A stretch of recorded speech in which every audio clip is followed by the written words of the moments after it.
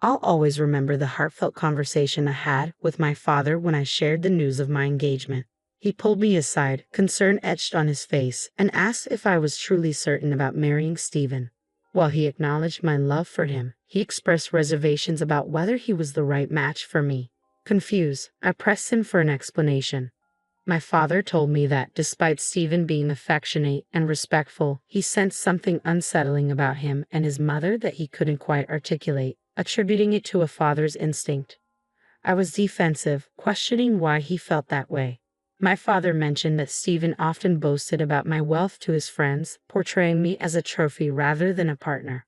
He worried that Stephen's affection might not be genuine. At the time, I dismissed my father's concerns, blinded by love and clinging to a relationship that felt like it could anchor me, especially after losing my mother 3 years prior. With my father's health declining, I felt a profound need for stability. My father had built his wealth through savvy investments and hard work, creating a comfortable life for us. I was also earning a decent income, but in contrast, Stephen and his mother, Megan, came from a modest background and frequently expressed their dissatisfaction with not having enough. Even after moving into my house post-marriage, they remained discontent, always yearning for a more luxurious lifestyle. In retrospect, I realized that my father likely saw what I couldn't at the time. I was a young woman in love, desperate to hold on to something that felt like it could provide meaning amid the grief and loneliness I felt. Although Stephen and Megan became my new family, they were not the sanctuary I had hoped for.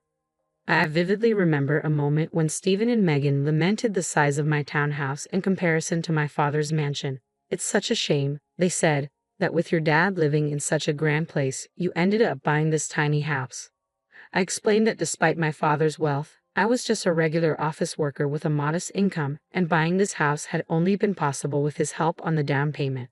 Megan, ever materialistic, suggested my father should have bought me a better place, hinting that something must have been left for me by my mother after her sudden passing without a will.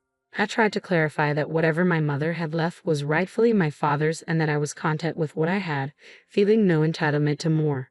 Then Stephen made a bold suggestion that my father should swap houses with us since he was living alone and didn't need all that space. To my shock, Megan eagerly agreed. I was appalled and firmly refused, emphasizing that the house belonged to my father, who deserved to live there comfortably for the rest of his days. Their response was cold and calculating, suggesting that since my father was ill, they could wait a few years, and eventually, everything would belong to me. Their blatant planning for my inheritance was deeply disturbing, compounded by their constant nudges to ask my father for more money, even though we weren't in financial distress. They seemed fixated on living a millionaire lifestyle without the means to support it. The real crisis unfolded after my father passed away from cancer. I was heartbroken and received little support from Stephen or Megan, who seemed more concerned about the will than my grief. They even refused to attend my father's funeral, claiming he meant nothing to them. This left me feeling both devastated and furious as my father's earlier warnings echoed in my mind, stirring doubts about Stephen and Megan's true intentions. Their increasingly questionable behavior became hard to ignore, and I found myself seriously questioning their motives in our relationship. I couldn't shake the feeling that Stephen and Megan were primarily interested in my inheritance. Their intentions became painfully clear during the will reading. Outraged at being excluded, Stephen demanded to know why they weren't allowed to attend. "He was my father-in-law, after all," he exclaimed. Megan chimed in, insisting it was absurd that they, as family, were not present to hear what Lawrence had left behind, claiming her son should have some right to be there. The lawyer's response was blunt: "Your son isn't mentioned in the will, Megan, so he cannot attend the reading." I felt compelled to confront them about their obsession with the inheritance, especially given their absence from the funeral. It seemed to me that my father was only considered family when money was involved. After the will reading, their behavior escalated.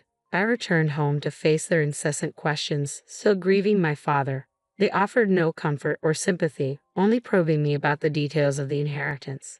"So how much did you inherit from your parents? They must have left you a lot, right?" Megan asked eagerly. I responded, more to end their speculation than anything else. "Actually, I didn't receive any money. My parents' wealth wasn't left to me." The revelation stunned them. "You got nothing, but your parents were wealthy. They must have left you something. Are you sure you're not hiding it from us?" Stephen accused. I reassured them. There's no money. You're welcome to check my bank statement soon, but you won't find any changes. As for the rest of their assets, they decided to donate what was left to charity. Their frustration was palpable, and Megan was quick to suggest I contest the will. That's ridiculous. You need to fight for your inheritance, she insisted. I stood firm in my response. There's nothing to fight for.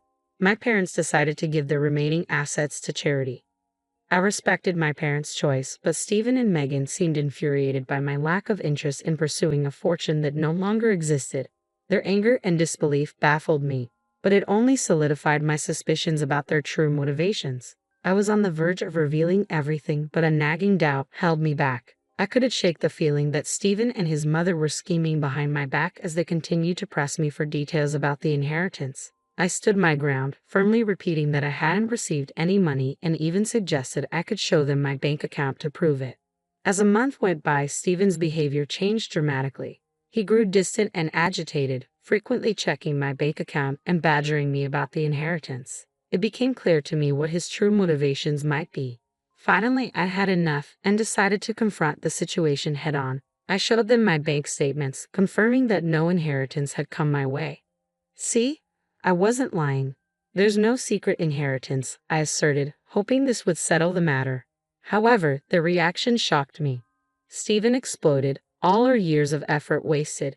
So your parents weren't that rich, and you didn't even get a dime. This is unbelievable. His disappointment was palpable, and then he uttered words that shattered me. I stayed in this marriage for nothing. I married you for nothing. It was all a waste. What do you mean, Stephen? Why would you say that? I asked, my heart sinking. Megan scoffed. Who would marry you without considering the money? My son married you expecting we could bank on your inheritance. Now we see you got nothing. I can't believe I wasted 6 years on a useless girl like you. Stephen could have done so much better. Hearing them speak so callously confirmed my worst fears. It was clear that Stephen had married me for my money. My parents had been right about him and his mother. They were nothing but gold diggers. As much as it hurt, what came next was even more crushing. Megan turned to Stephen with a cold, calculating look. What's done is done, Stephen, but now it's time for you to leave her. There's no reason to say any more. You'll have time to find a new rich wife next time, one who has money. Her words pierced through me like a knife. Are you kidding me, Megan? You're pushing Stephen to divorce me over money? I asked, my voice trembling, and the silence from Stephen spoke volumes. It was a defining moment for me. The facade had crumbled, revealing the stark and ugly truth of their intentions. Heartbroken, I knew I had to find the strength to move on from this betrayal. Stephen's response was chillingly pragmatic. I married you because I thought it would secure a comfortable life for me and my mom. We've always struggled. I didn't go to college and had no real means to earn much. I thought marrying you would change that, assuming your parents would leave you a substantial inheritance that you would share with us. His blunt admission that he had feigned love for financial security stunned me. He continued, it was the only way I thought I could give my mom the life she deserved. But now that there's no inheritance, it seems my efforts were pointless. Mom's right, I need to look forward and keep searching. His words, delivered so casually, shook me deeply as he and Megan vented their frustration. Overwhelmed by the enormity of their deceit, I found myself tuning them out.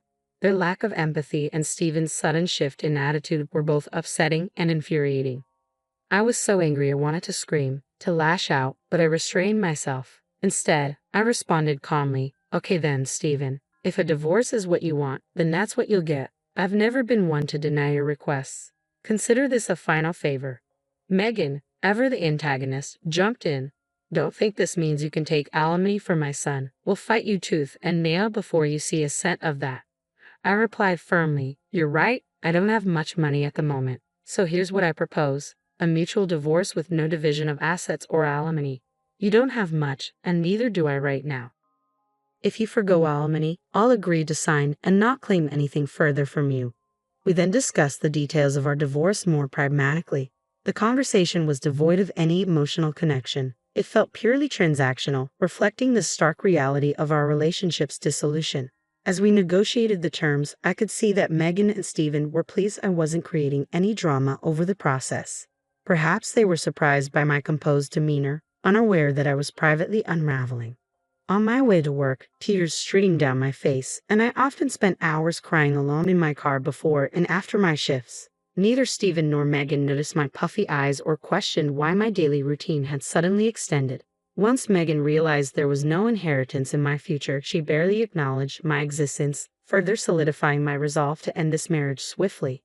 I made arrangements for Stephen and Megan to move out of my house and into a nearby rented apartment.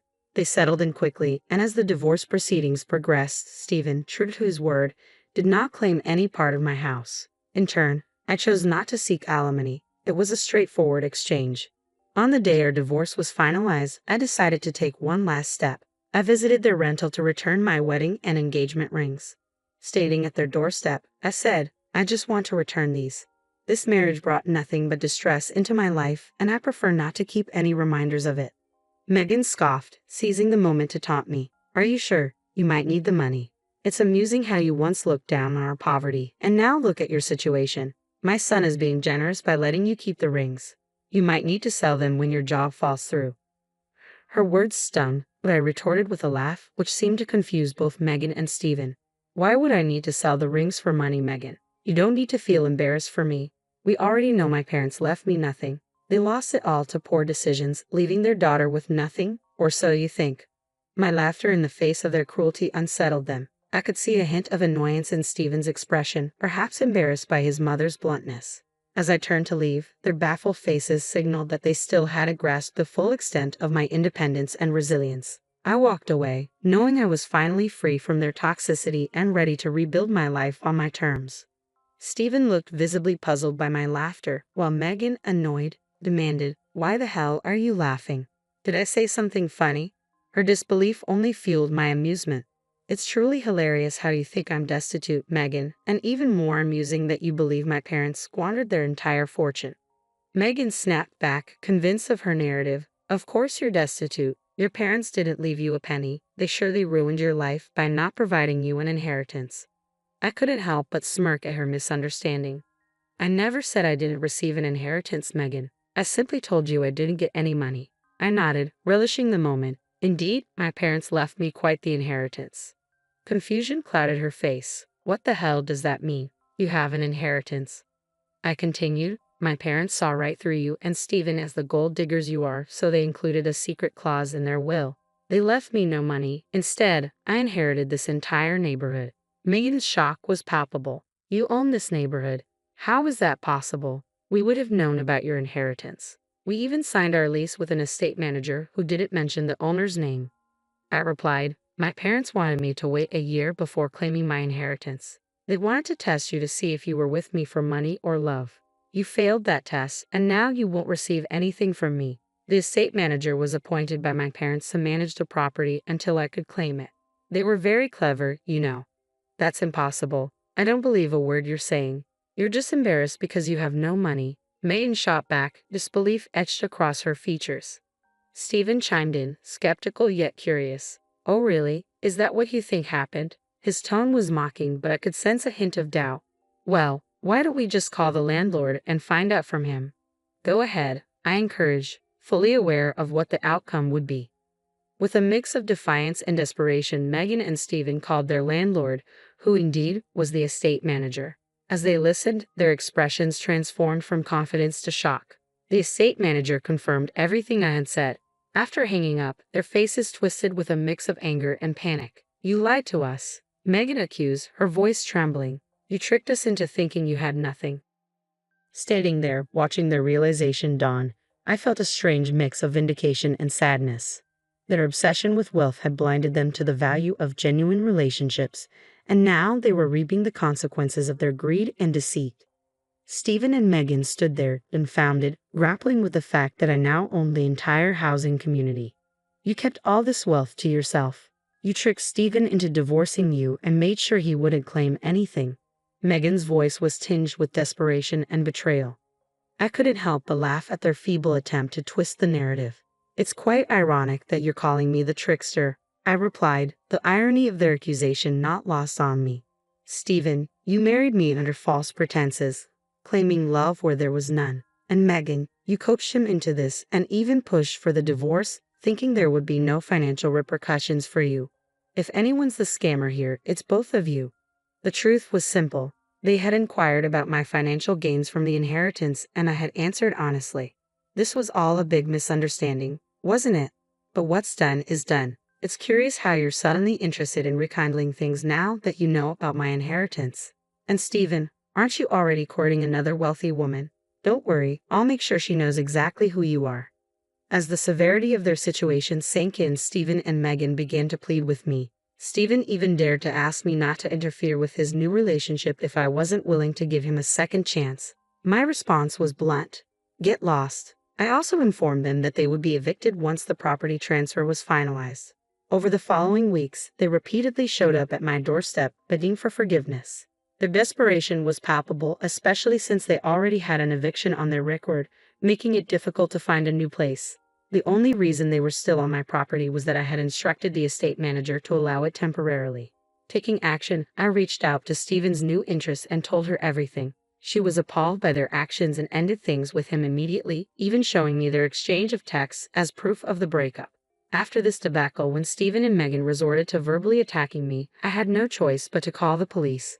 Their actions had crossed all boundaries of decency, confirming that my decision to distance myself from them was not just right, but necessary. Once the inheritance was officially transferred into my name, I didn't hesitate to evict Stephen and Megan from the property. They seemed shocked that I followed through with my threat. Despite their initial disbelief, they attempted to return to my property, prompting me to call the police.